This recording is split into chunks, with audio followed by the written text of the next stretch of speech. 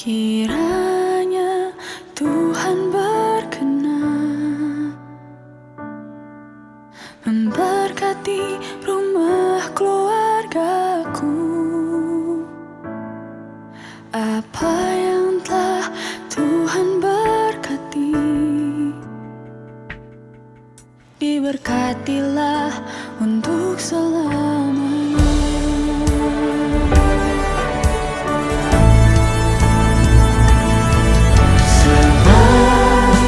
Tuhan melindungi, Tuhan menyinari dengan wajah-Nya, dan beri kasih karunia, damai sejahtera. Yesus baik bagiku.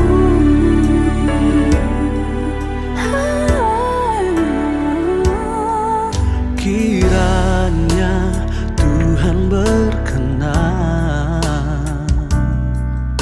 memberkati rumah keluargaku.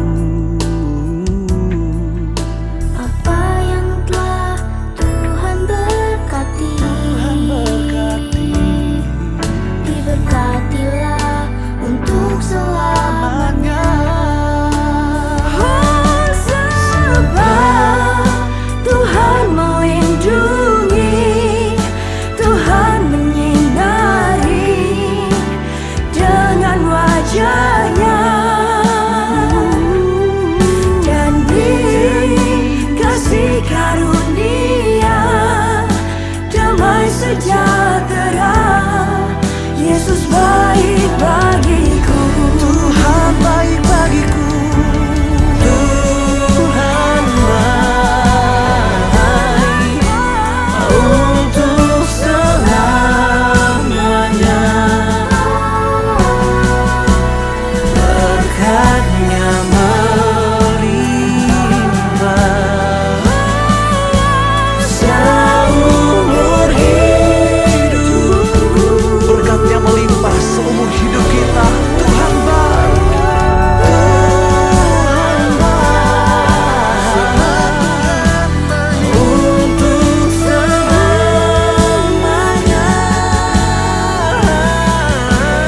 Berkat-Nya melimpah seumur hidupku.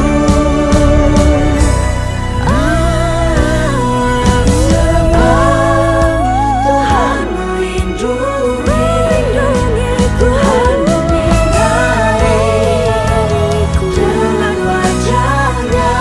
Kami percaya Kasih karunia, damai sejahtera. Yesus baik bagiku.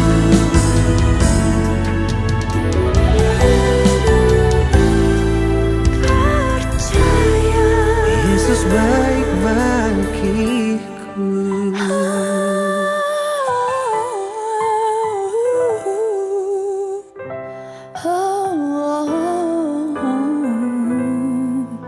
Yesus baik bagiku.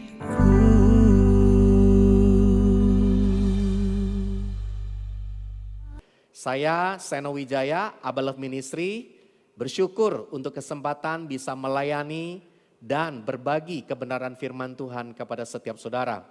Sedikit perkenalan, saya sudah menikah, istri saya seorang dokter gigi bernama Friska, dan sekarang lebih banyak melakukan pelayanan wanita bijak dan juga pelayanan membagikan dan memperlengkapi wanita-wanita bertumbuh di dalam Tuhan. Kami dikaruniai 3 anak, 2 putra, 1 putri, 1 sudah di kedokteran, kedua di ekonomi, dan yang ketiga masih SMA. Puji Tuhan, saya yakin pada tahun 2021 Jemaat GB Rock bersama-sama sepakat untuk menjadikan tahun 2021 the year of reproduction. Bagaimana kita akan melihat pertambahan, pelipat gandaan sesuai dengan apa yang sudah diajarkan dalam Kejadian pasal yang pertama pada ayat yang ke-28. Bagaimana kita akan berlipat kali ganda, beranak cucu, menguasai bumi. Dan kita akan bertumbuh dari anak-anak secara rohani menjadi bapak rohani dalam kehidupan kita. Kesempatan ini saya ingin memberikan tema dari firman Tuhan untuk kaitan dengan fokus yang kita dapatkan pada tahun 2021, saya berikan judul The Essential of Discipleship. Hal-hal yang prinsip yang kita perlu lakukan di dalam kita membangun hidup sebagai anak rohani, menjadi bapak rohani, maka yang kita perlu bangun adalah bagaimana kita membangun substansi di dalam pemuridan, menjadikan anak menjadi bapak dalam perjalanan mereka.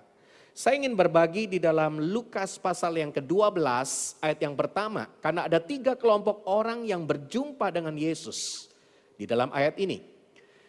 Mari saya bacakan. Sementara itu beribu-ribu orang banyak telah berkerumun sehingga mereka berdesak-desak.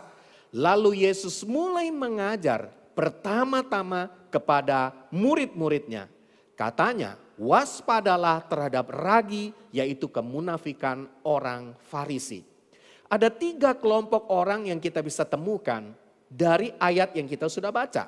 Dan mari kita akan telaah satu persatu. Yang pertama yang disebut adalah beribu-ribu orang banyak.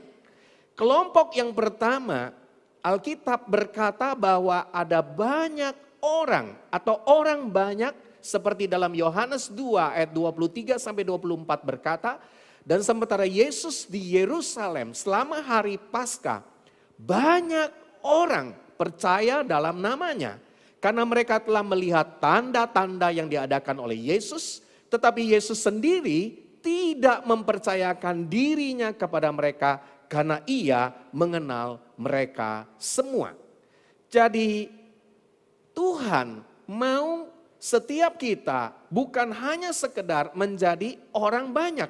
Karena ciri-ciri orang banyak, mereka suka berkerumun, berdesak-desakan, cuma melihat tanda-tanda yang Yesus adakan. Mereka percaya kepada Yesus, tetapi mereka tidak dipercaya oleh Yesus.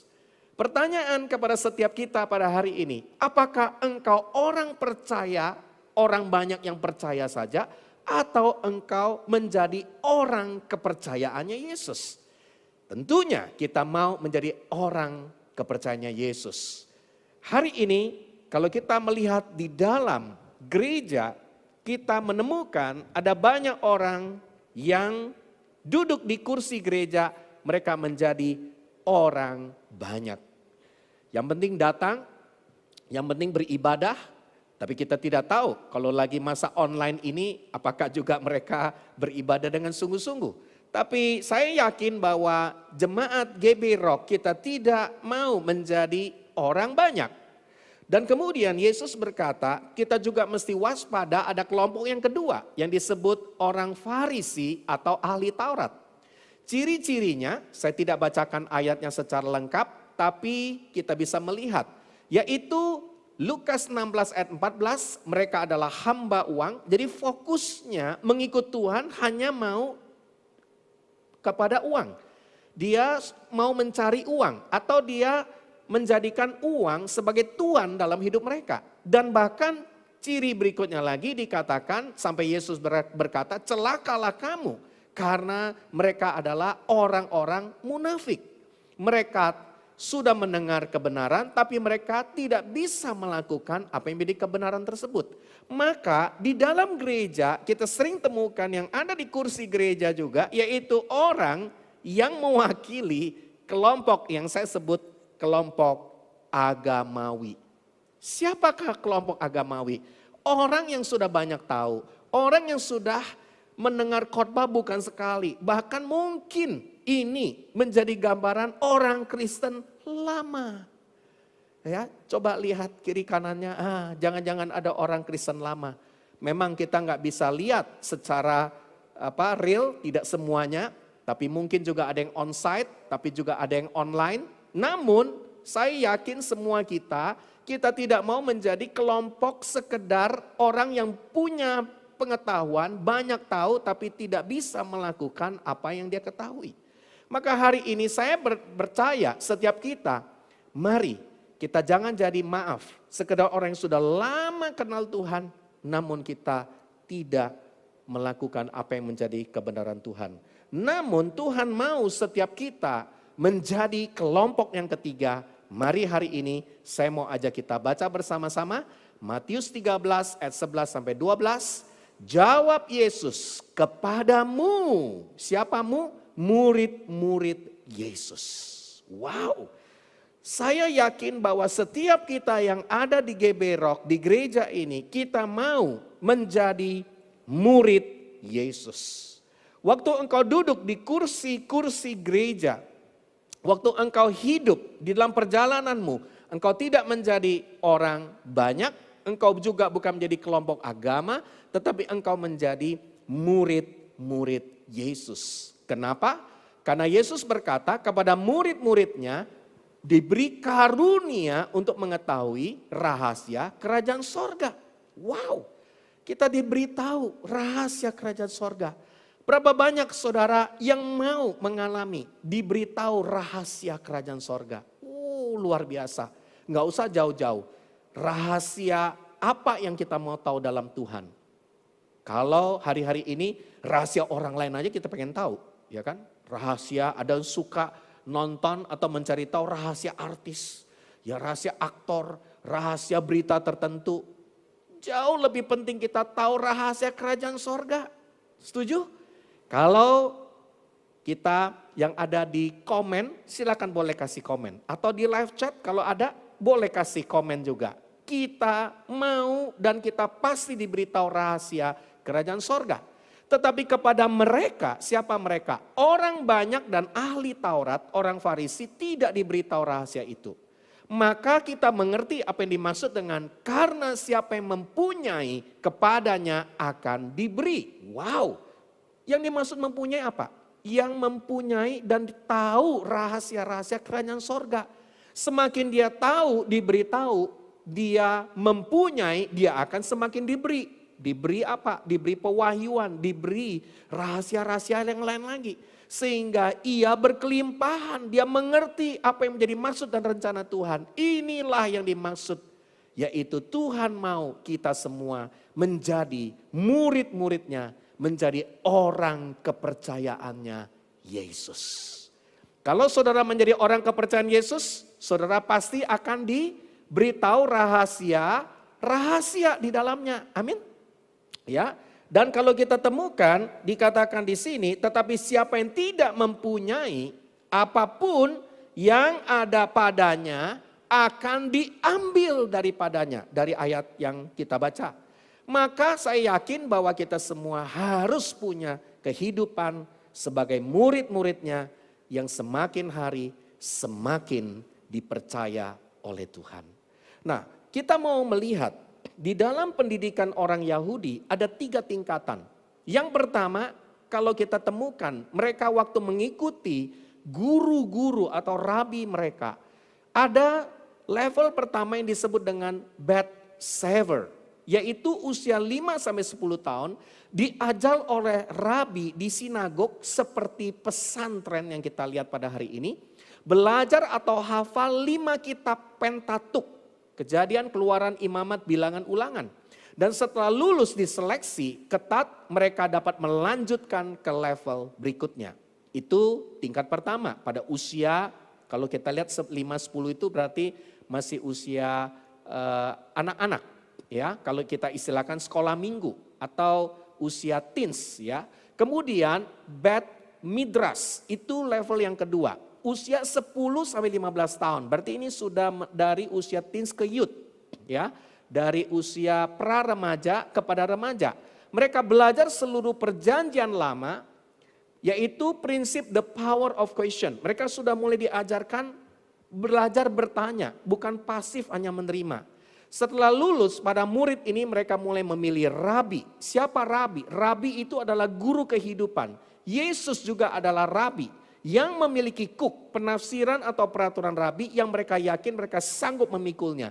Jadi pada waktu itu ada banyak rabi-rabi, guru-guru kehidupan yang ada dan mereka tinggal memilih. Nah itu adalah level pendidikan dalam Yahudi. Kemudian yang ketiga, ini tingkatan yang tertinggi pada usia 15 sampai 30 tahun, berarti sampai pemuda dan menjadi dewasa, mereka belajar hidup bersama dengan apa? Dengan rabinya. Inilah yang disebut dengan Bet Talmud, yaitu Talmidim.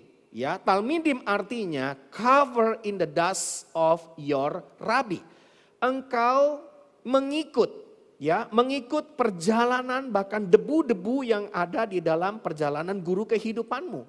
Rabi ini menyeleksi dengan ketat apakah murid-murid tersebut sanggup memikul kuknya dan merupakan suatu kehormatan terbesar kalau terpilih menjadi Talmidim. Maka ini yang dikatakan oleh Yesus, mari ikutlah aku, ikutlah Rabi. Rabi percaya bahwa murid yang dipanggil tersebut bisa seperti rabinya, luar biasa.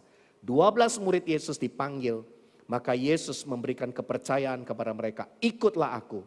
Sama seperti kepada saudara semua, Tuhan memberikan kepercayaan, ikutlah dia, maka engkau bisa dan sanggup melakukan apa yang Yesus ajarkan dalam kehidupanmu.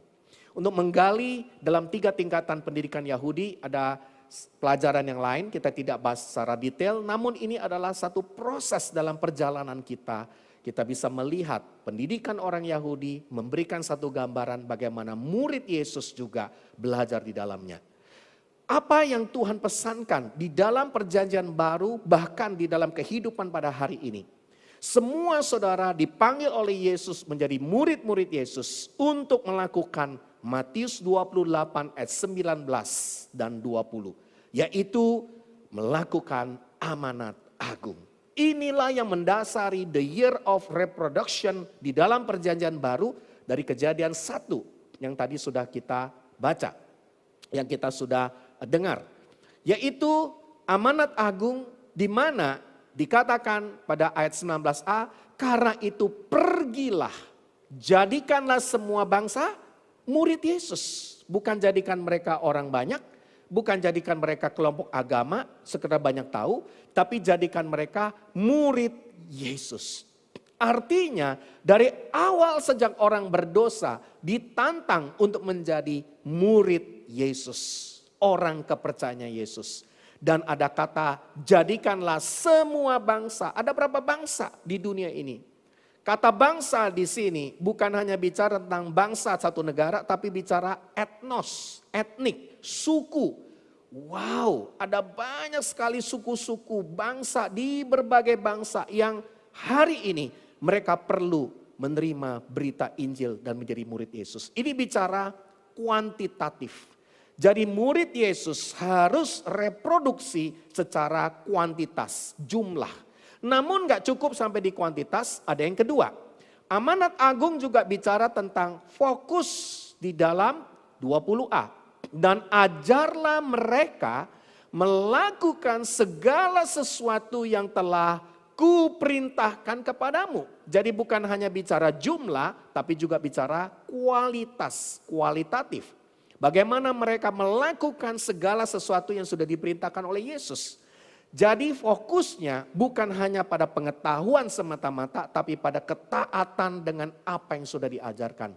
Saya berdoa Jemaat GB Rock Surabaya agar kita mengalami kehidupan year of reproduction. Kita bertambah secara kuantitas, tapi kita juga bertumbuh secara kualitas. Ada amin? Yang setuju? Dituliskan dalam live chat atau di komen atau beritahu kepada orang yang bersama-sama beribadah dengan engkau. Mari kita mau lakukan amanat agung di dalam Tuhan. Nah, hari ini saya mau ajak kita melihat, kalau demikian, di manakah kita bisa membangun komunitas yang terbaik dalam pemuridan? Saya menemukan dan kita belajar dalam Alkitab bahwa yang terbaik adalah wadahnya berada di dalam dua hal. Yang pertama, keluarga. Secara jasmani, orang tua dan anak. Kemudian yang kedua adalah di keluarga rohani, yaitu gereja. Jadi dua hal ini harus saling memperlengkapi. Dan kalau ada yang lebih kuat lagi, ada gereja, ya, yang membuat ada sekolah misalnya. Nah, sekolah itu juga menjadi komunitas yang terbaik. Karena boleh dikatakan mereka belajar sepanjang setengah hari. Ya, hampir setengah hari mereka belajar bagaimana dimuridkan di sekolah mereka. Maka saya yakin hari ini semua kita, mari kita bangun komunitas pemuridan terbaik di keluarga kita. Siapa sebenarnya yang nanti akan membimbing pranikah, mendidik anak-anaknya menerima Yesus, belajar bertumbuh dari anak rohani, satu hari jadi bapak rohani, haruslah dari orang tuanya sendiri. Namun kita menyadari memang tidak semua keluarga siap, maka kita perlu keluarga rohani. Ada gereja yang akan menolong untuk anak ini bertumbuh, dididik, dibina di dalam keluarga rohani di gereja. Dan kemudian mereka bisa semakin berubah, bertumbuh melalui proses perjalanan rohani di dalam keluarga rohani. Bahkan bimbingan pranikah dilakukan. Tapi sebenarnya kalau idealnya nanti yang bisa membimbing pranikah juga adalah orang tuanya. Karena Alkitab berkata orang tua khususnya ayah yang akan mendidik anak-anak mereka tentunya bersama dengan istri supaya anak mereka semakin hari semakin seperti murid Yesus. Kuncinya orang tuanya dulu yang harus seperti murid Yesus. Nah, coba kita lihat, saya mau ajak kita melihat hal yang saya mau bagikan dalam 1 Yohanes 2 ayat 12 sampai yang ke-14. Rasul Yohanes berkata, aku menulis kepada kamu hai anak-anak sebab dosamu telah diampuni oleh karena namanya. Aku menulis kepada kamu hai bapak-bapak karena kamu telah mengerti dia yang ada dari mulanya. Aku menulis kepada kamu hai orang-orang muda karena kamu telah mengalahkan yang jahat.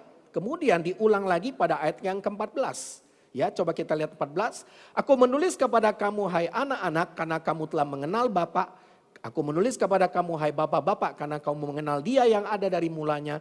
Aku menulis kepada kamu hai orang-orang muda karena kamu kuat dan firman Allah diam di dalam kamu dan kamu telah mengalahkan yang jahat.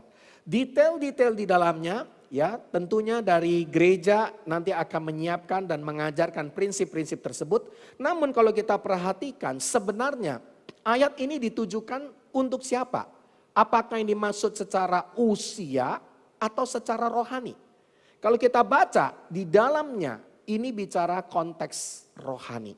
Yaitu anak-anak secara rohani, kemudian bapak-bapak secara rohani, kemudian juga orang-orang muda secara rohani.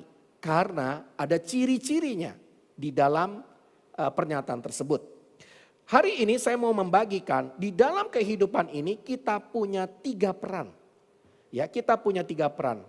Peran yang pertama, kita semua sebagai murid Yesus, ya, kita harus ya menjadi anak rohani. Semua kita sebagai murid Yesus di dalam gereja kita perlu menjadi anak rohani. Apakah benar? Saudara seringkali berkata, oh iya, saya harus jadi anak rohani. Tapi jangan jadi anak rohani terus dong. Iya benar. Jadi ada sisi yang lain selain peran sebagai anak rohani. Kita juga harus bertumbuh secara rohani.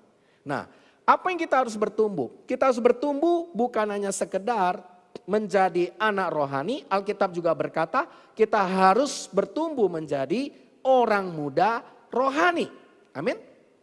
Tapi nggak cukup jadi hanya orang muda rohani, kita juga harus bertumbuh menjadi bapak ibu rohani. Puji Tuhan, saya berdoa The year of reproduction artinya engkau terus bertumbuh dari anak rohani menjadi orang muda rohani, ya, kemudian menjadi bapak ibu rohani dalam kehidupanmu. Namun selain bicara tentang pertumbuhan, ingat saya tadi sudah menyampaikan bahwa kita juga harus selalu punya sikap hati. Peran yang kita lakukan seumur hidup adalah dalam hal anak rohani, kemudian orang muda rohani, dan bapak ibu rohani. Jadi kalau sebagai murid Yesus kita harus selalu punya yang disebut dengan apa?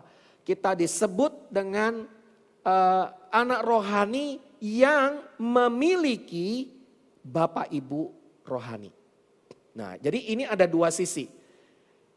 Setiap murid Yesus perlu berperan sebagai anak rohani, sebagai orang muda rohani, sebagai bapak ibu rohani. Tapi sebagai anak rohani juga kita perlu sekali dan kita tahu bahwa kita bukan hanya menjadi anak rohani, ya, dalam artian secara peran, ya, atau pertumbuhan, namun dalam perjalanan juga kita harus punya yang disebut dengan orang muda rohani, yaitu kita punya saudara-saudari rohani. Kita harus punya saudara-saudari rohani. Tapi nggak cukup, kita juga harus punya bapak ibu rohani. Jadi di dalam gereja, saya yakin setiap kita punya yang disebut dengan peran dan juga harus bertumbuh di dalam memiliki. Nah, jadi murid Yesus ingat, kita semua adalah sebenarnya anak rohani yang harus bertumbuh menjadi orang muda rohani, lalu menjadi bapak ibu rohani. Tapi nggak cukup di sana, bukan berarti kita bertumbuh kita melupakan, ya, peran kita. Nah, seumur hidup kita juga harus belajar punya peran sebagai anak rohani. Coba kita lihat, kalau peran sebagai anak rohani, dia sadar perlu bapak dalam hidupnya, rela dibapai. Dan bahkan satu hari, ya, kalau Rasul Paulus berkata kepada Timotius sebagai anak rohaninya, Paulus bahkan akan meneruskan warisan kepada dia. Nah, kalau kita perhatikan lagi, kalau kita berikan contoh, Rasul Paulus dengan Barnabas sebagai saudara-saudari rohani. Mereka waktu itu dalam status sebagai orang muda rohani.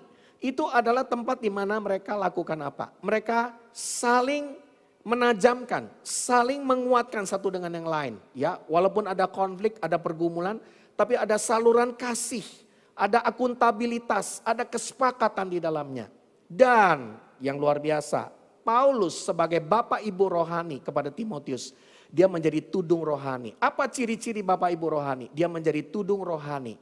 Ya, tempat di mana mendoakan dan melindungi anak-anak rohaninya. Dan dia lakukan pembapaan rohani. Ya, pembapaan ini ada satu materi yang kami bagikan di dalam gereja juga di mana kami berada, yaitu dengan kata kopi, yaitu kasih sejati, otoritas moral, potensi afirmasi, identitas yang benar. Saya tidak bahas pada hari ini. Dan Bapak juga dia memperlengkapi, ya, anak-anak rohaninya supaya satu hari bisa semakin bertumbuh seperti Bapak Ibu rohaninya. Jadi setiap murid Yesus, coba perhatikan, saya sengaja kasih, coba kalau nanti bisa ditunjukkan, ya, perlu memiliki, ya, saya kasih garis-garis, ya, perlu memiliki, ya, perlu berperan juga. Nah, jadi ini ada dua hal, ya. Jadi setiap murid Yesus punya peran dari awal sampai sekarang, dia perlu berperan sebagai anak rohani. Dia perlu berperan sebagai saudara-saudari rohani karena dia adalah anak muda rohani. Dan dia perlu berperan juga sebagai bapak ibu rohani dalam hidupnya. Tapi setiap murid Yesus juga perlu memiliki anak rohani. Dia perlu memiliki saudara-saudari rohani. Dan dia juga perlu memiliki bapak ibu rohani dalam kehidupannya. Ya, coba lihat garis-garis yang saya berikan. Ya, jadi garis-garis ini menunjukkan apa? Coba kita lihat. Ya. Ini menunjukkan siapa, ya, bapak rohanimu. Coba temukan siapa bapak rohanimu, ya. Mungkin bisa lebih dari satu, tapi nggak bisa terlalu banyak. Kemudian coba temukan lagi, saya sengaja kasih garis-garis lagi, yaitu apa? Yaitu saudara-saudari rohani. Coba temukan siapa saudara-saudari rohani yang tempat di mana engkau berproses di dalamnya. Engkau saling mendewasakan di dalamnya. Punya akuntabilitas, punya kasih, kesepakatan di dalamnya. Dan peran yang ketiga, ya atau apa yang kau miliki yaitu menjadi bapak ibu rohani, maka engkau harus tahu siapa anak rohanimu. Ya, siapa anak rohanimu? Ya, engkau doakan. Coba hari ini saya mau ajak kita bersama-sama temukan siapa dan bagaimana peran kita sebagai anak rohani, sebagai orang muda rohani, memiliki saudara-saudari rohani, dan kita juga bapak ibu rohani, di mana kita akan semakin serupa seperti Kristus. Saya berdoa agar saudara bisa menemukan prinsip-prinsip pemuridan yang esensial, dan kita akan terus bertumbuh dalam the year of reproduction. Mari kita berdoa bersama-sama. Bapa di surga, kami bersyukur. Terima kasih untuk waktu Engkau sudah berikan, dan kami tahu bahwa Engkau menyatakan kuasa-Mu di tengah-tengah kami. Engkau Tuhan yang hidup, Engkau menyatakan kehendak-Mu yang sempurna buat setiap kami. Kami rindu Tuhan untuk menjadi murid Yesus. Kami tidak mau menjadi orang banyak atau kelompok agama yang banyak tahu. Tapi selain kami menjadi murid Yesus, kami menerima amanat dari Engkau. Amanat agung untuk pergi menjadikan semua bangsa murid.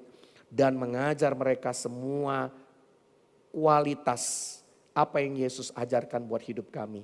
Dan kami rindu setiap kami sebagai murid Yesus, kami berperan sebagai anak rohani. Dan saudara sebagai orang muda rohani, sebagai bapak ibu rohani. Dan kami akan terus bertumbuh di dalamnya. Dan sekaligus kami juga memiliki anak rohani, saudara-saudari rohani, dan kami juga memiliki bapak ibu rohani dalam hidup kami. Kami mau menuliskan siapa anak-anak rohani kami. Tapi kami juga mau menuliskan siapa saudara-saudari rohani kami. Dan kami juga mau menuliskan siapa bapak ibu rohani dalam hidup kami.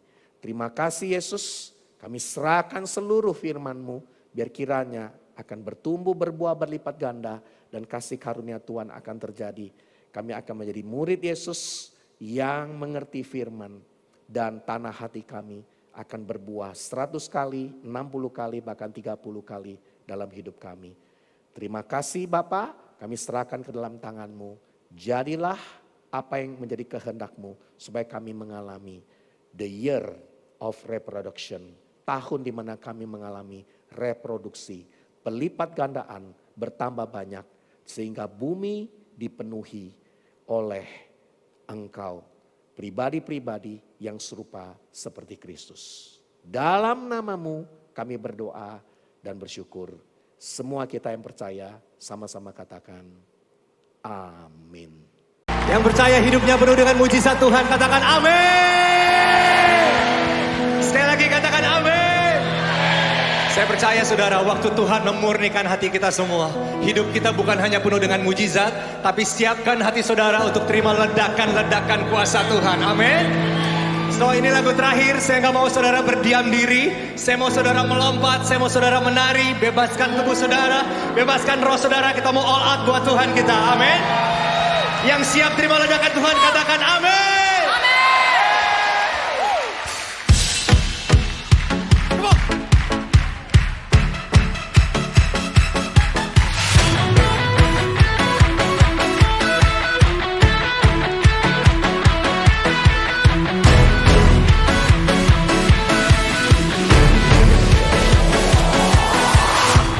Bila rohmu bekerja, tiada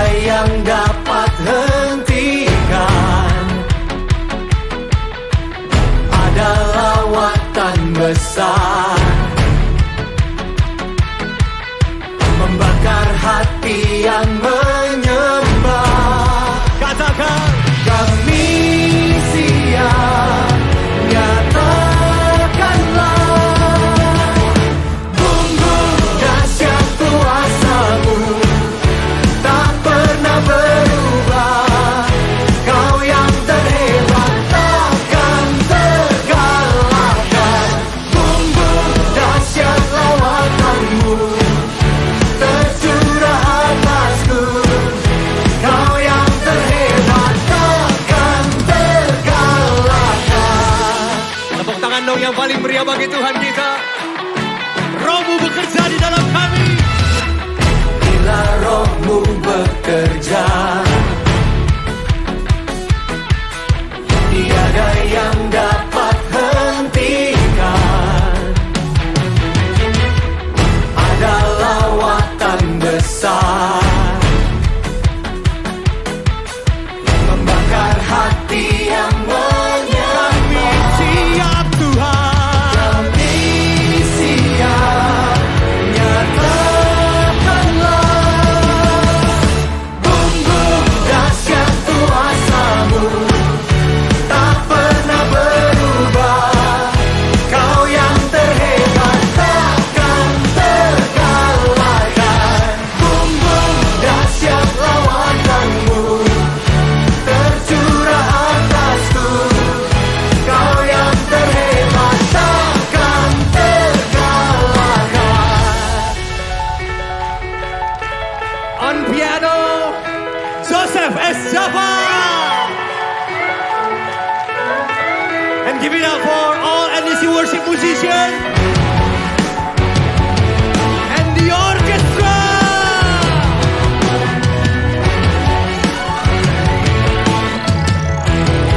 Come on. Kami siap, nyatakanlah. Kami siap, nyatakanlah.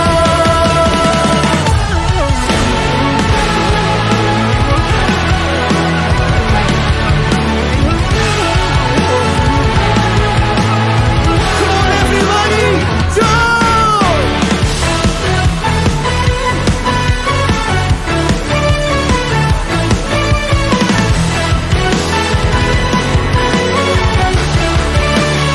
Bring it up.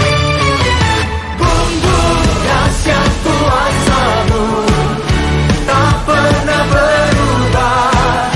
Kau yang terhebat, takkan terkalahkan.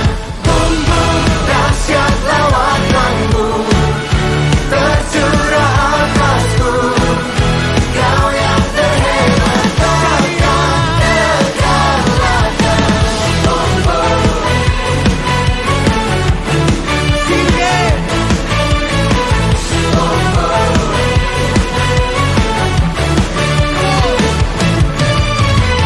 Bumbu dahsyat lawakan-Mu tercurah atasku. Kau yang terhebat, takkan terkalahkan.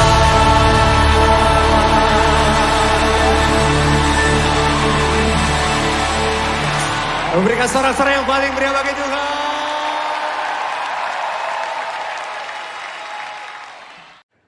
Sekarang, terimalah kasih karunia dan damai sejahtera Tuhan Yesus Kristus dan kasih Allah Bapa kita serta persekutuan Roh Kudus menyertai setiap kita sekarang, seterusnya, dan selamanya.